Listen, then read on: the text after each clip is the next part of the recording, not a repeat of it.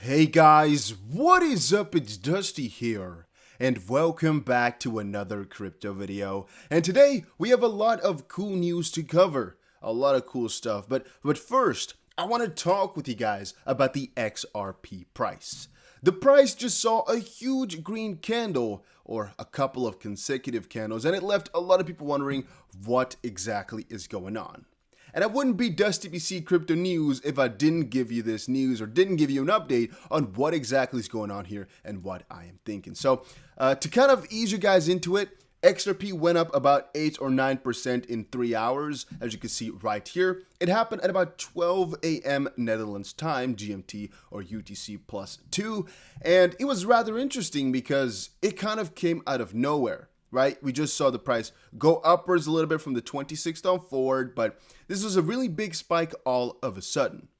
Ooh, but wait, it really wasn't. Why? Well, if we actually look a little bit further into the back end of things, we see that Bitcoin also had the exact same spike at the exact same times. And really, the pattern is ridiculously akin to each other. I mean, if you just kind of scroll out for XRP here, you can see Bitcoin and XRP are literally following the same type of path. And so if you don't see this, that is exactly the same, there most likely is something wrong with the eyesight, maybe something like that, because this is looking extremely similar. And what that shows is right now, most likely, XRP to BTC pair is not doing too much. And that's the truth. You can see the XRP to BTC pair is at about 0.4% in the plus, doing about nothing. And you can see here from the chart, from about the 23rd on forward, it's been going up, but now for the last couple of days, it's been going sideways because, again, we are not really getting any headway. We are not really deviating from Bitcoin.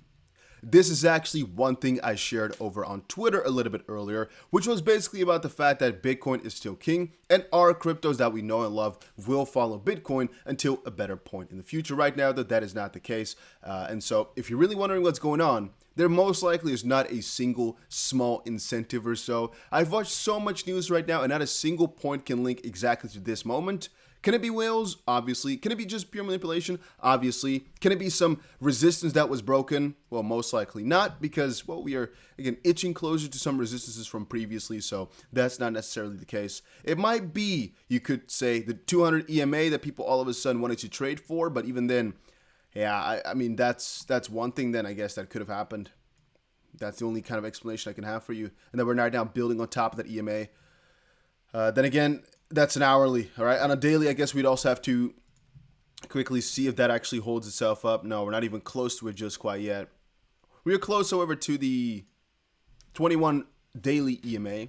If that actually matters, I don't think so either, though. But you guys get the picture, right? It's just following Bitcoin along right now, and it will do that for a long while. If you're wondering why, Bitcoin still has a huge part in the entire crypto market, and so it's not that crazy that they follow along. Bitcoin is about half of the crypto market in terms of market cap, so it will be the leader. It's the same thing as saying what would happen to the S&P if all the big tech companies would fall down all of a sudden. Of course, the entire market would crash. If all those things start to fall, well, most likely people are just scared as a whole, right? So, yeah.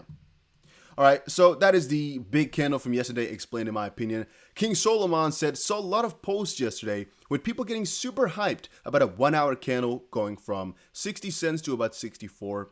I hope we're not going back to this as excitement standard. XRP is ranging. Wake me up when we're above 80 cents and when Bitcoin isn't doing the exact same thing.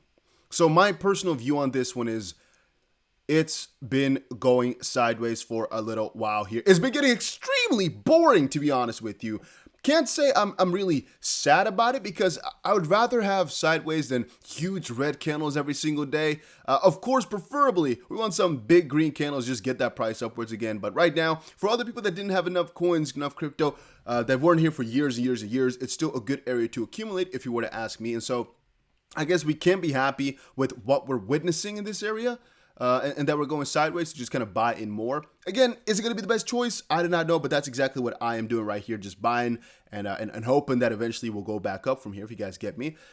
And so I would also say don't get too hyped about a gain like that. It can be manipulation. It could be a group. It could be one person, but you're not going to find out. So I don't really want to put any links right there to market manipulation or anything deeper, right? Let's just see it for what it is right now. Bitcoin went up, XRP followed suit, or they're going up relative to each other about the same weight. and there's really nothing much to it. There's no heavy news that pushed it up that moment. Now, we have some good stuff on Xrp though, if you start to think about it. One of the things is right here from the Oracle. It reads, I know many will not want to hear this, but we need the crypto community as a whole to support Xrp/Ripple. The court case outcome will affect us all. Quote, Ripple's top lawyer on the SEC battle, we're fighting for the crypto industry. One thing I've noticed now is that still, even though William Hinman came out and explained how Ethereum wasn't classified officially as a non-security, still, there really hasn't been too much help for Ripple. And that bothers me to some extent. I'm like, how can you, as crypto market participants, where I've just explained that Ethereum right now is, that Bitcoin right now is king, and I guess an XRP is still high up there though. I've also explained that I think a couple of cryptos, XRP and a couple other ones, XDC, Algo, and you know, kind of make a buck for yourself, could actually change the financial system in a ridiculous fashion.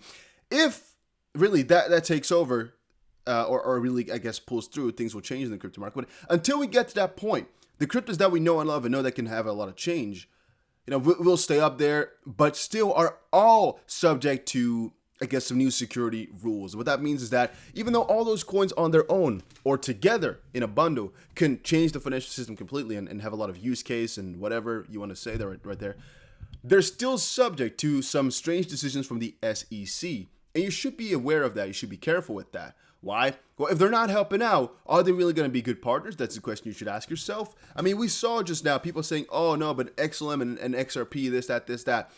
You know that Stellar, for example, and Jed McCaleb, Danelle Dixon, whatever her name is, you know who I'm talking about. They didn't actually come to aid in the Ripple department. They never let go of a statement or anything like that. And that's the same thing for all the cryptos. If you're saying they can really work with Ripple/XRP, it's the truth. I mean, if you really look at it, those things can run on the XP ledger. Or there's a lot of other things we can think of, but the foundations and the guys behind them really haven't shown that much support for Ripple nor XRP. Again, I might be mistaken. Maybe some crypto project that I forgot about right now has actually shown a lot of support, but the majority of them, no, not really.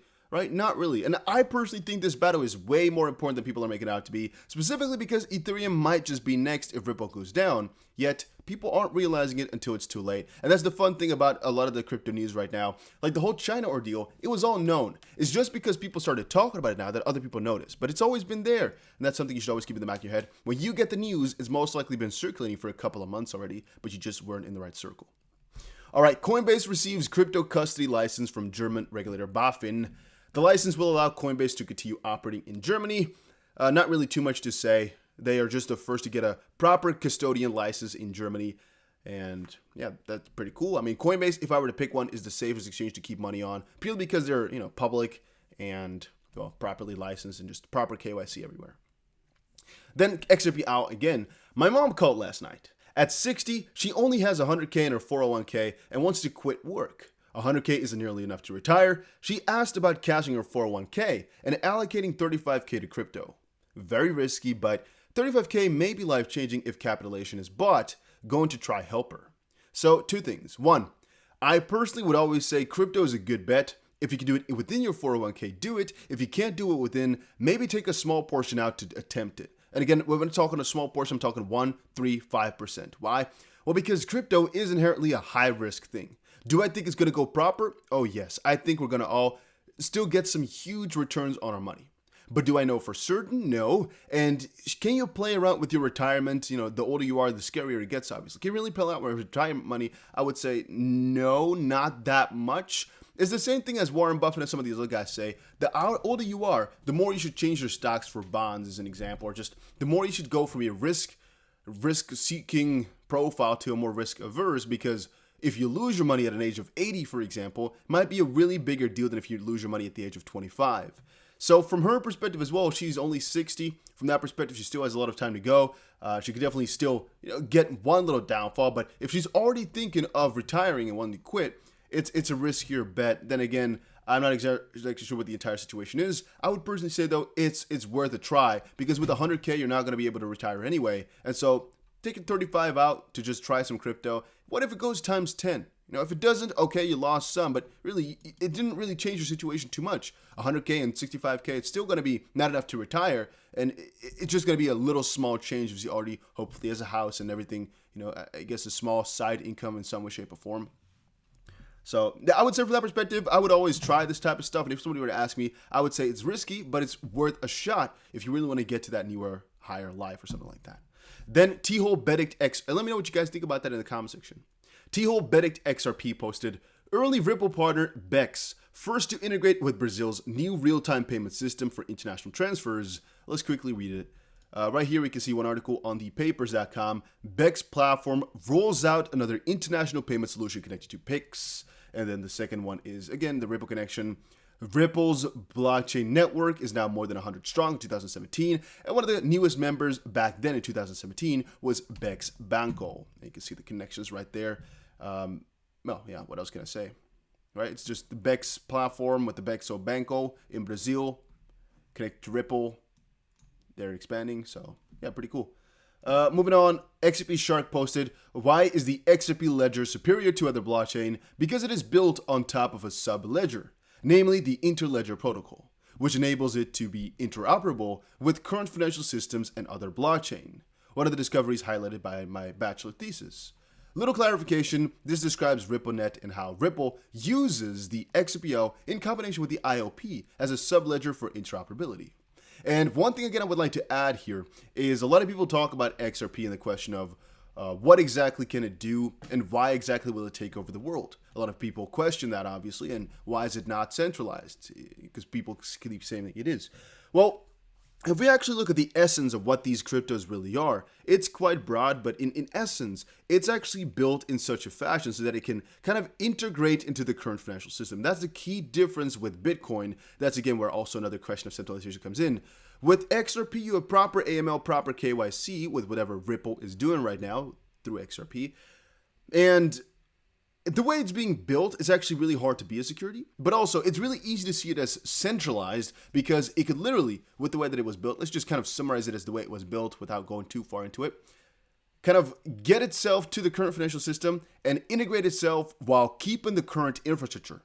With Bitcoin, whatever infrastructure you currently have, it needs to be changed to adapt to the Bitcoin standard. With XRP and with a couple of other cryptos that are kind of newer, you don't need to do that. And that's actually a key part for centrality and a key part of question. People say, well, if a couple of parties or one party can kind of do that and there's not complete control by just the people, complete control by a company that can integrate into a system like that, well, then is it really that decentralized? Is it really decentralized properly? That's again what people often question.